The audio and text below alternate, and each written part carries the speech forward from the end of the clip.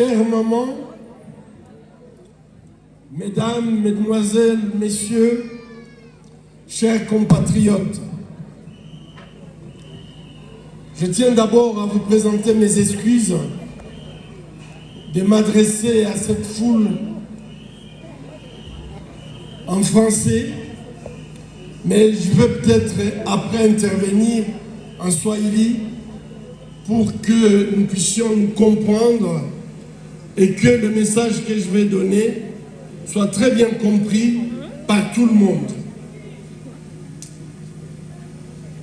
Mesdames et messieurs, chers compatriotes, l'étape que vous venez de franchir, l'étape où vous faites passer votre destin devant le matériel, l'étape où vous vous dites « trop c'est trop », nous ne sommes plus d'accord qu'on puisse acheter nos consciences.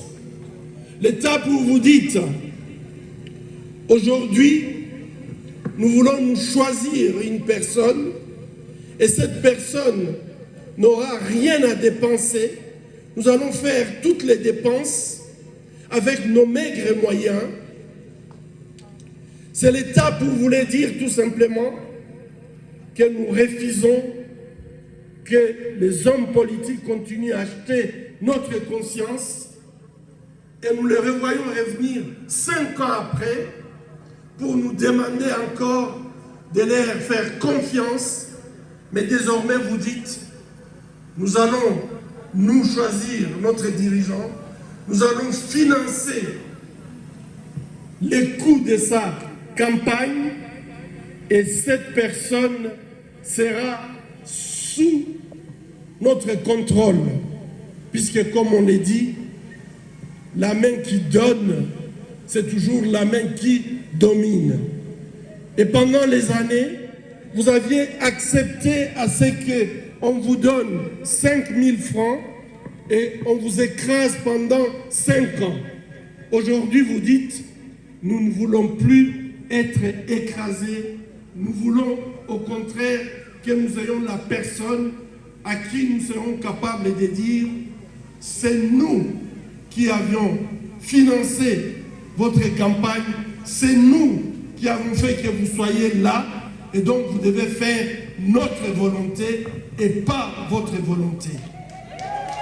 C'est une étape importante. Pour moi, je considère que vous êtes en train de franchir, passer une étape importante du destin des Congolais. Chers compatriotes, mesdames et messieurs, la liberté a un prix. La liberté a un prix, et je crois qu'aujourd'hui, vous êtes en train de décider que désormais nous voulons être libres. Et je suis très fier qu'ici, la majorité est constituée par les femmes. Les femmes qui nous portent, les femmes qui connaissent la souffrance de la vie humaine. Ces femmes décident qu'elles veulent être libres et qu'elles veulent libérer les hommes, qu'elles veulent libérer leurs enfants.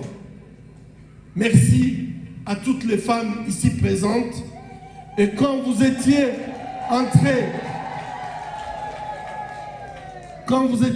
de donner qui 1000 francs, qui 5 $, qui 10 $ et plus, j'ai regardé et j'avais des larmes aux yeux. Puisque je sais que vous ne donnez pas l'argent de trop, vous ne donnez pas les surplus, vous donnez le fond de votre caisse, vous donnez le billet qui vous restait, mais vous le donnez avec votre cœur, puisque vous voulez vous libérer. Vous voulez être libre, vous voulez être des femmes qui auront des enfants et elles seront capables de donner l'avenir à leurs enfants. Ces pays, nous avons tout ce qu'il faut pour que les Congolais puissent marcher la tête haute. Aujourd'hui, nous marchons dans une humiliation terrible. Être Congolais ne fait plus la fierté. Et je pense que les femmes congolaises ici présentes veulent tout simplement dire l'humiliation a trop duré et nous n'acceptons plus d'être humiliés comme un peuple. Nous voulons la dignité de tous les Congolais. Mesdames et messieurs, je crois que ce que nous sommes en train de vivre aujourd'hui, c'est un tournant important de notre histoire. C'est un tournant très important de notre histoire, puisque je crois que ceux qui ont fait, nous ont volé, ils ont pris des millions de dollars en se disant, nous allons venir redistribuer cet argent et avoir des positions dans le Parlement, dans le gouvernement. Vous êtes en train de leur donner un message très fort.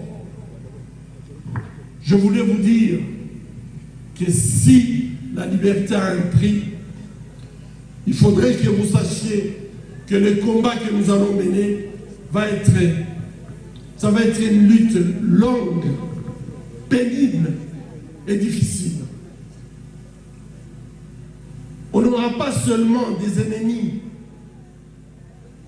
intérieurs, on a plein d'ennemis extérieurs. Et aujourd'hui, malheureusement, nos ennemis ne sont pas seulement ceux-là que nous pensons, puisque même des gens qui nous sont proches se portent comme nos ennemis. Et ceci m'amène à dire que nous devons être préparés.